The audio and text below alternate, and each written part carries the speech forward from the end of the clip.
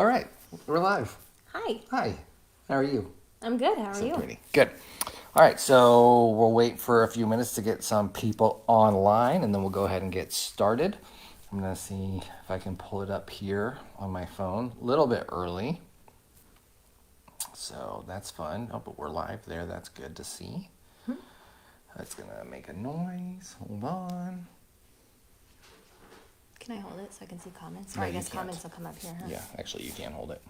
But Marnie's also going to text us some Okay, questions. so you as hold they your come phone. in. It's good. I got mine. All right, hi everybody. My name is Johnny. I'm a believer. I struggle with alcoholism and codependency, and with me tonight. Hi, I'm Jenny, and I'm a believer who struggles with codependency and adult child and family dysfunction. And we have a number of people joining us already, which is so fun. And so as you come in, as some people already have, make sure you say hi.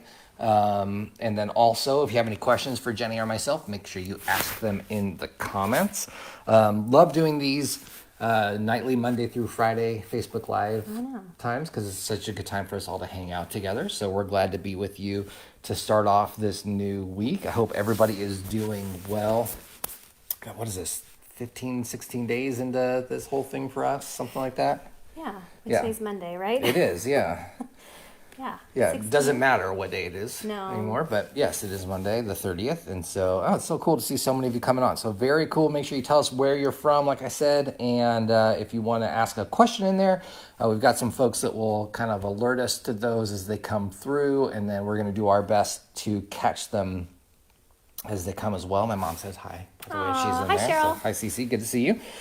All right. So, I got this shirt. Wash your hands, and I think it's funny, so I wanted to wear it tonight, and so I got the CR hat on as a appropriate. Yeah. So just kind of a lot of good stuff going on in Celebrate Recovery. We've just started our CR Celebrate Recovery Crisis Response Groups. Many of you know we're doing a situationally online groups, and I believe there's a new FAQ on the webpage that people can go look at. Yep. Any questions you might have, check that page first because they might have already answered it for you, which is wonderful. Check that out. There's also lots of training videos available and things like that as well. If you missed any of the announcement about that, we talked about it a week ago last Friday, and then pretty much every Zoom call, or not Zoom call, every Facebook Live we've had, somebody's talked about those, and I'm sure we will as well, because I'm sure we'll have some questions about that, but that's not what we want to start talking about, right? Yes. We wanted to start off tonight by talking about some things just something that we were talking about and that has been really helpful over the last few days as we've been kind of being more intentional about it. And if you go back and watch like Sabrina and Alan and what they talked about a week ago, what Cheryl Luke talked about, even what Mac and Mary talked about, there's been a lot of fear and anxiety over the last over the last 2 weeks or so. There's been, as we're watching news 24/7, as we're checking Facebook all the time, as we're doing all those things, there's been a high level of anxiety. And so we were kind of talking about some ways to battle that in our own lives and our own family. Yep.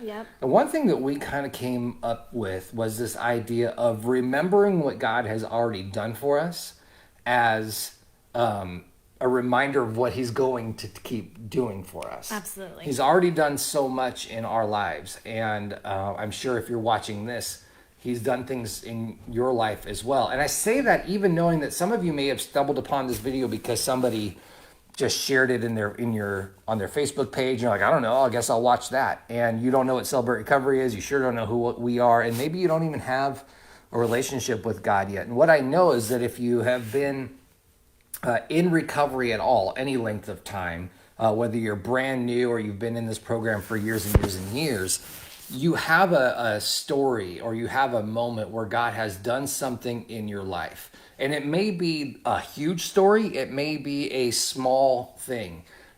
The thing that I want to kind of keep in mind is that he's done things in our lives. And he's brought us out of places. He has helped us in so many ways, big and small. And there's something about remembering those things that he's done for us that helps us when we're stressed or nervous or worried or afraid of the future. Because if he's already done something for us, then why won't he continue to do things for us? Absolutely. My stuff closed on me. I'm sorry. I ran across the verse, Hebrews 13:8. It says, Jesus Christ is the same yesterday, today, and forever.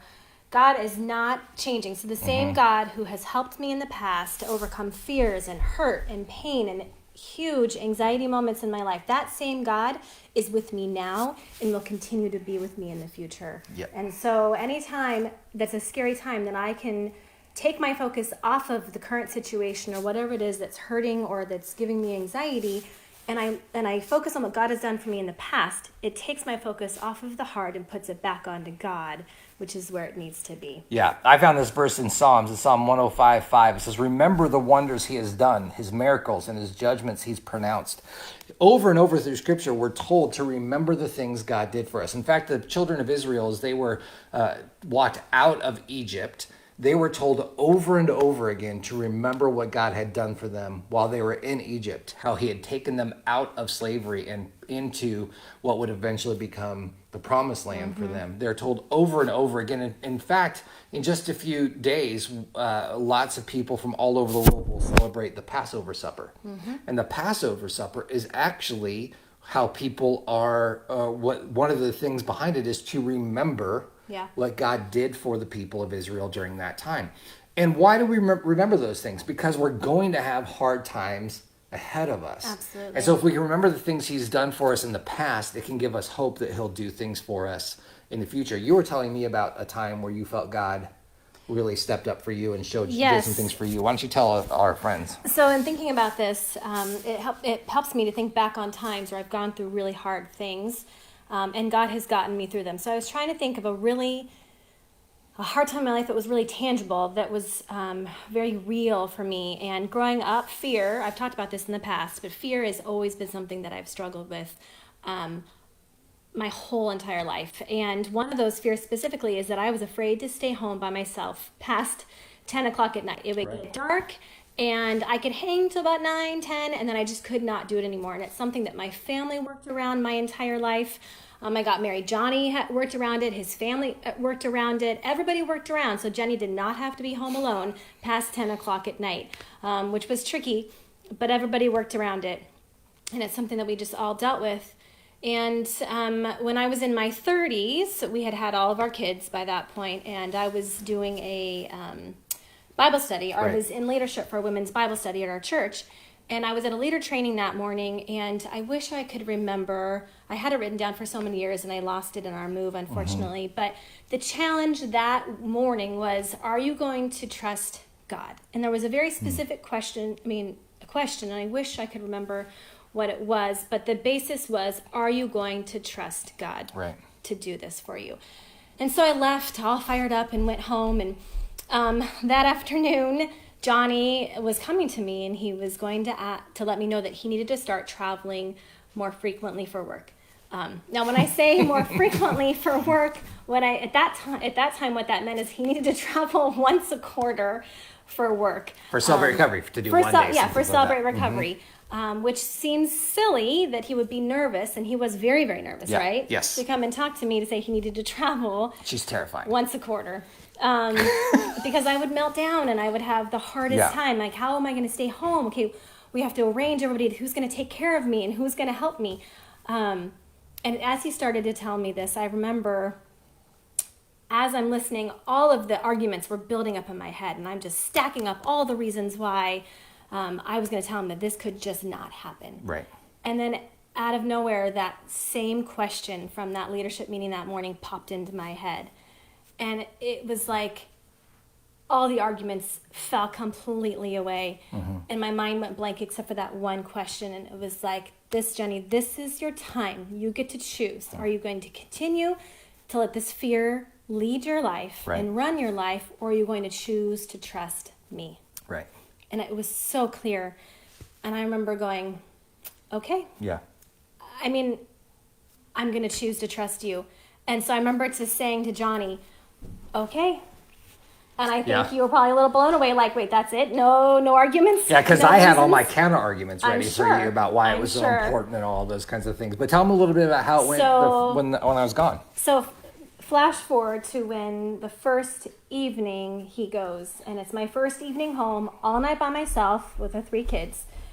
And I had talked to a lot of ladies. A lot of ladies were praying for me. They had called and prayed for me that evening. But I had created a sheet of Bible verses that meant that I could read right before going to bed that would help me get through the evening. And I had written it. I wish I still had it, you guys. It somehow got lost in our move. Breaks my heart because this piece of paper got me through so much, but written rainbow marker, and I don't know why in marker. Probably what you found with all three of our kids around this pile. Was a bunch of verses that I clung to during that time. And the top verse, the one that still I use all the time, is Psalm 4:8. In peace I will lie down and sleep. For you alone, O Lord, make me dwell in safety. And that was my verse. And I read it over and over again. And I read all the verses. I slept with that paper in my hand. And I was determined that I was going to rely on God to get me through that situation. I mean, for me, it was my heart would beat, panic.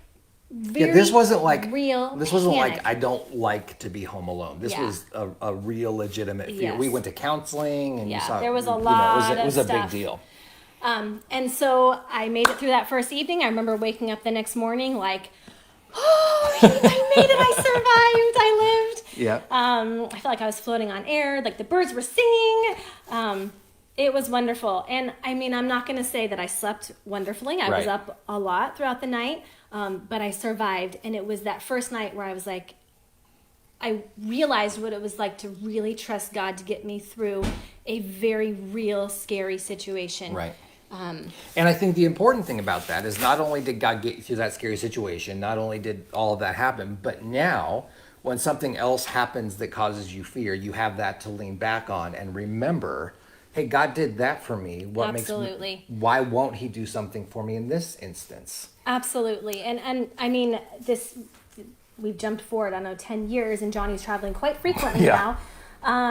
And I don't struggle with that same fear like I used to. But when it does pop up, there are times where I start to get nervous, and I just pull those verses out again, and I remind myself he has gotten me through it. He got me to the point where I wasn't afraid of it anymore, and he can do that again. It's the same God. And what I love about that, and this is the whole point, is that there are moments where God has shown up for each of us. And heck, if you have one, you may want to leave it in the comments of a time that God showed up for you and did something for you.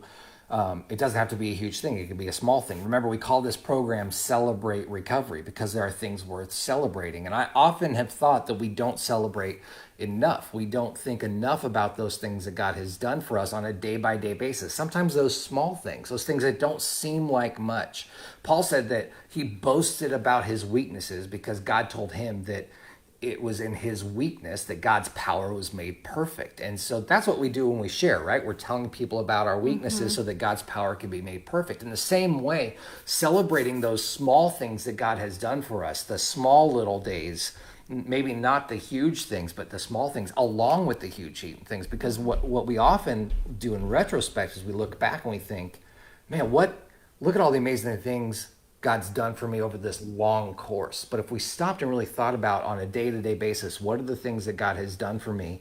The point of that is not just to feel good about it, but it's to have that to lean on later on when you're going through a hard time. So maybe for you, this isn't a hard time. You're like, you know what? I get to be home. I'm an introvert. I like to be home in my PJs. I'm kind of feeling it myself.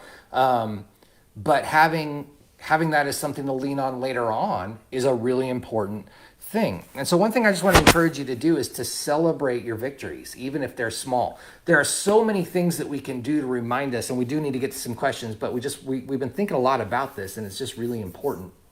There's a lot of things that we can do in our recoveries to help us kind of remember those things. And really it's all summed up in Principle 7. If you look at Principle 7 of the 8 principles of Celebrate Recovery, it's reserve a daily time with God for self-examination, Bible reading, and prayer in order to know God and his will for my life and to gain the power to follow his will, right? So what we want to do in Principle 7 is 3 things. We want to take a daily time every day for self-examination. That's where we're going to do things like a daily inventory. Now, this is the notebook we came out with last year at the summit. I happen to like it, but you can do this as a 3x5 card or a spiral notebook or a note on your phone or something like that. But take a daily time to ask yourself some questions. God, what are some things in my life that are going well? What are some areas of my life that I need some improvement on? What would you like me to do today? Is there anything I need to call my sponsor about or my accountability partner about, especially in this time where we're socially distant from each other? Who do I need to reach out with on the phone? Maybe for me, maybe for them. But we want to take some self-examination. We want to ask God, as the psalmist did, is there anything in me that makes you sad? And if so, help me get rid of it and then lead me on this path of everlasting life, right? Then we want to take some time to read the Bible. Every day. It doesn't have to be a long time, but guess what? We've got some extra time, many of us, in our days right now. So fill some of that time that you would be checking Facebook or watching the news or playing a game on your phone. There's nothing wrong with any of those things, but I'm challenging myself that before I do that, to read my Bible, so that I have that before I go in to Facebook or the news app or something like that. And then, so we do self-examination, Bible reading, and prayer. Talk to God. Spend a few minutes each day telling him what's going on in your life, what you're afraid of. Ask him to remind you of the things he's already done for you. One cool tool for this, I'm talking a lot, but that's okay, are our recovery chips, right? We have these coins, these recovery chips that many of us have. And I think taking time to go back and just look at those, put those in a place where you can see them, to remind yourself of what God has done for you at 30 days. Or at 60 days, or however long you've been in recovery. Take some time to look at that thing and hold it not as an idol, but as a reminder saying, God did things for me every step of the way. And I can remember what I was like when I was 30 days sober. And thank God I'm 31 days sober today. I remember what I was like when I was 6 months sober, and it's been a number of years. But spend some time doing that. What are some other things? Still celebrate those victories. One last thing I want to say about things you can do to overcome anxiety. So focusing on what God has done for you in the past and leaning on that to help you to give you hope for what he will do for you in the future is a great way. Another one of my favorite ways is worship music. Oh, yeah. I love worship music, and I love how Cheryl Luke ended her Facebook Live last week by singing to you guys. And I'm not going to sing to you guys. I was going to say, we are not going to do that. I wish that I could, and in heaven, I'm going to be a gospel singer. But right now, I'm not. I wish that I were, but I'm not. Yeah. But what I can do is turn on my worship music. I cannot tell you how many times worship music has pulled me out of some of the deepest, darkest places that I have been in my life. My biggest fears, when they are overwhelming me, when my anxiety is overwhelming me, I just say no, and I turn on my worship music. And I have to tell you guys, I just wanted to share with you one of my favorite guys is Kirk Franklin. Yeah. I love Kirk Franklin. That is by far my favorite worship music to listen to. It's happy, it's upbeat. He's got slow songs, but I mean, I Want to Be Happy is my favorite song of his It's right on now. a lot in our house. If you want to go look it up. Do yourself a favor. Go look up Kirk Franklin. You can stream his music. Or on his Instagram page right now, he's even doing these lives that he's got, not in his stories, but he's got on his posts. And they're amazing. His music speaks to me like nothing else. I Want to Be Happy is great. I Smile, Revolution, Declaration, 1, 2, 3, Victory. His songs are so good and they are uplifting. And I could talk about them forever because for years they have pulled me out of some deep, dark, scary places.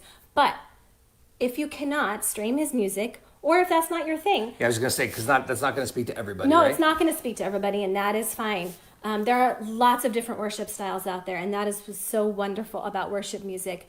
Saddleback.com, or our church, Saddleback, our worship team has been working so hard, and they have put together some beautiful worship music for us. Yep. And so if you, I believe, Megan Greider is on right now, and she said she was going to link some of these things in the comments, but I believe if you Google Saddleback Church, YouTube, Songs of Hope, you will get their first set that they did for us 3 weeks ago, and it is beautiful. And so I highly, highly recommend that you utilize worship music as a great way to fill your heart and fill your soul and fill your mind with God's promises and God's love. We need to stop real quick because somebody just posted in the comments that she's planning her relapse. Oh. And I don't know why. I don't know you, I don't think. But there's something about that is just heartbreaking for me. And I think it's the planning part of it. I want to encourage you. I think you asked that comment, you asked us to pray for you because you don't want to. I think there's a part of you who does, right? There's that battle, but I think really that you don't want to do that. And so, Angela, I'm going to pray for you right now, and I'm going to keep praying for you. And we're going to do these Facebook Lives Monday through Friday this week. And I would love it if you joined us every night. We won't be on camera every time, but we'll be in the comments. And I would love to be able to check on you and see how you're doing. And just know that no matter where you are, no matter what's going on, no matter how much recovery you have, it's not worth it. And so I want to encourage you to reach out to people in your home CR. If you don't have a home CR, go to celebraterecovery.com, click on find a group, and look for one of the churches in your area. Again, because we can't meet face-to-face right now, you may not be able to do that, but you can call the people there, and I'm sure someone will call you back and want to talk to you through this time. But why don't we go ahead and pray? Let's pray for Angela right now. Heavenly Father, I ask for you to be with Angela right now and to strengthen her and to keep her from relapsing, to keep her from making a choice that she'll regret. And so, God, we know that she can come back from that it's not a death sentence, but we also know that that's not what you want for her. You don't want her to do that. You want her to keep following you. You want her to keep in contact with other people. And so, God, I pray that she will be strengthened. And I thank you so much for impressing on her heart for her to leave that comment so that we could pray for her. And God, I know that there are people who want to love her and support her and be with her during this time. And so, God, we pray for her. We pray against whatever that spirit that's inside her that's wanting to go back to her old hurt, hang up, or habit. And we just pray against that. And we ask that you would be with her and strengthen her and keep her strong. Would you send phone calls and emails and text messages her way? Would people who know her and love her just think, I should check on her right now, and blow her phone up? And God, if that doesn't happen, just would you let her know that we've got, there's thousands of people right now praying for her. And so we ask this in your name. Amen. Amen. I just felt like we need to do that real quick. And yeah, thank you for letting us do that. Reaching out so we could pray for you, Angela. Yep. All right. Do we have any questions? Yes, we have a lot of questions. Great. One of it is, if a person lives alone, does she have to wear headphones? That's a good question. I saw that come up. And here's why I'm going to say yes. Just for the other people in your group. It really isn't for you as much as it is for everybody feeling like we're all doing this and we're all gonna have our headphones on. And so while you live alone and it may not be a problem of other people overhearing, for me it's gonna make everybody else feel comfortable if we all have our headphones on. I agree. And so that's why I would say yes. All right, I have another one. Yep. Can we make up our own lesson for our own church's Facebook Live? So making up your own lessons, I would say no, because we still want to stay in the DNA. Remember, this is a time that we're doing these things. It's not, we don't want to change things.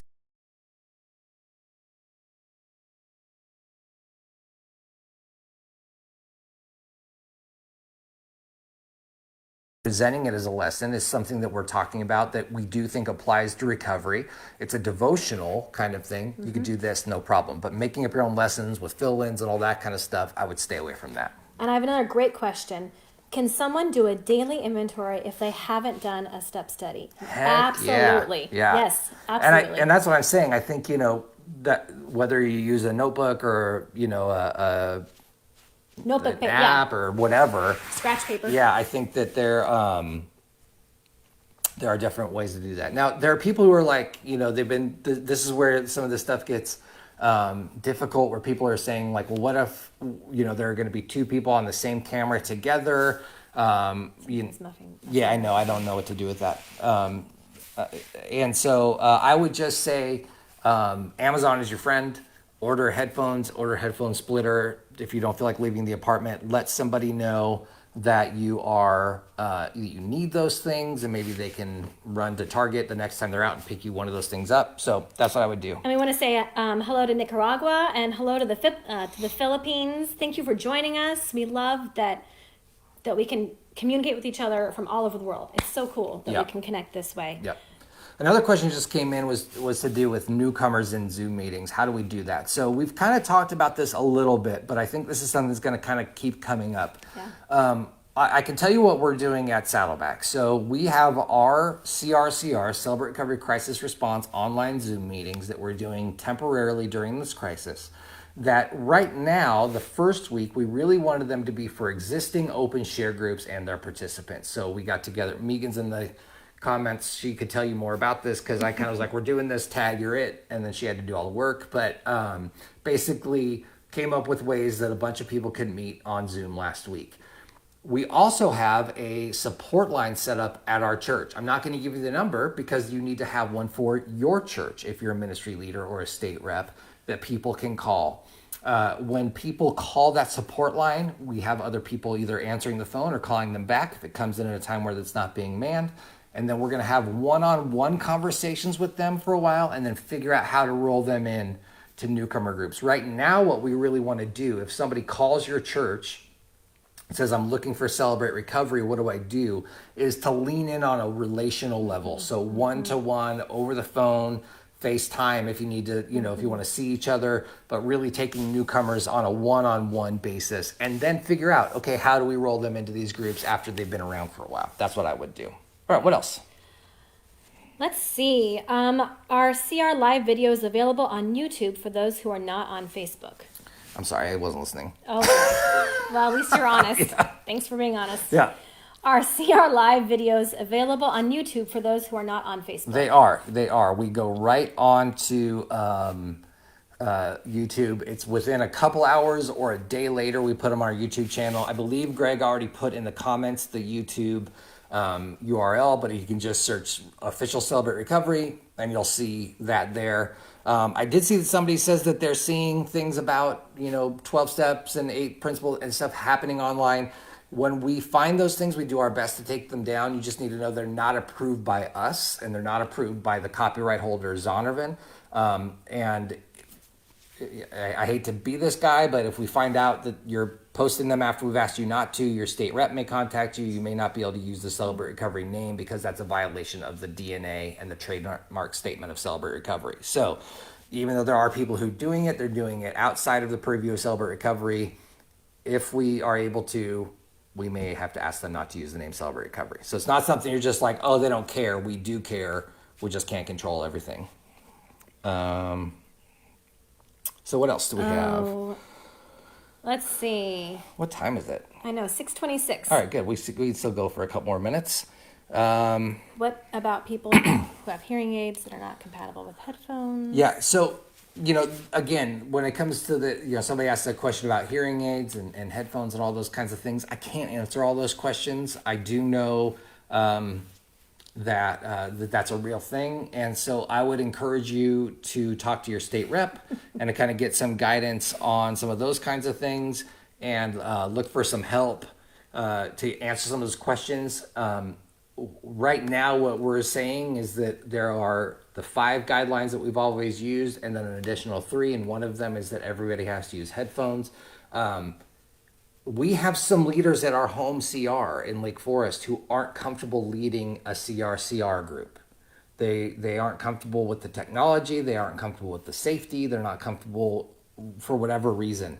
And we're not telling them they have to do it. In fact, I sent an email out to our leaders saying, look, if you don't want to, that's totally fine, right? Absolutely, absolutely. There's no judgment. If you don't feel like it's safe, yep. we don't, we kind of had a hard time fighting with you because we don't feel like it's super safe either. We're doing everything we can to make it as safe as possible, and we're hearing some really great positive things Absolutely. about our CRCR groups. But I think just something to keep in mind, even if it's a couple of months, it's still going to be a temporary solution. It's not something that we're going to do long term. And so if somebody is not comfortable, find other ways to connect them, find other ways to keep them in service and leading.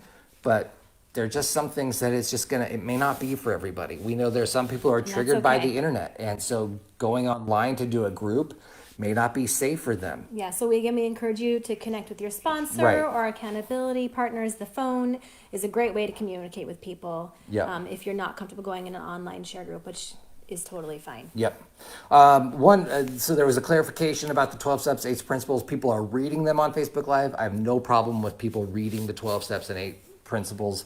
I thought you meant they were teaching CR lessons or doing things like that. Oh, how large should a CR meeting be? That's great. We have limited ours to 10.